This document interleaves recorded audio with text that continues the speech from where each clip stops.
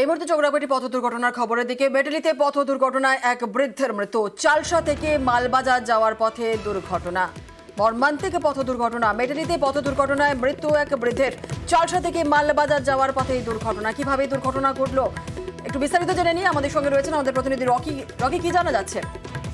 জন্য দেখো, চালসা থেকে মালবাজারগামী 31 নম্বর জাতীয় সড়কে রাতের বেলা বাড়ি ফিরছিলেন এক বৃদ্ধা এবং সেই সময় পিছন দিক থেকে একটি ছোট গাড়ি সেই বৃদ্ধাকে ধাক্কা মেরে চলে যায় এবং ঘটনাস্থলে গুরুতর আহত অবস্থায় পড়ে থাকতে দেখেন এলাকার মানুষ সেখান থেকে তাকে উদ্ধার করে মালবাজার সুপার স্পেশালিটি হসপিটালে নিয়ে গেলে চিকিৎসকরা তাকে মৃত বলে ঘোষণা করে। এই খবর চাউর হতেই কিন্তু এলাকার মানুষ ক্ষোভে ফেটে পড়ে এবং 31 নম্বর জাতীয় সড়ক অবরোধ করে বিক্ষোভ দেখাতে থাকেন।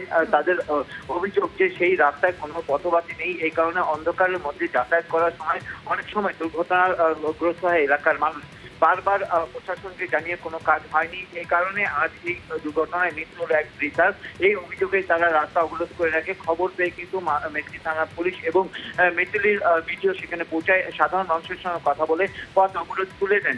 যদিও এই পথ অবরোধের ফলে দীর্ঘক্ষণ কিন্তু যানজটের সৃষ্টি হয় 31 নম্বর জাতীয় সড়কে। ধন্যবাদ।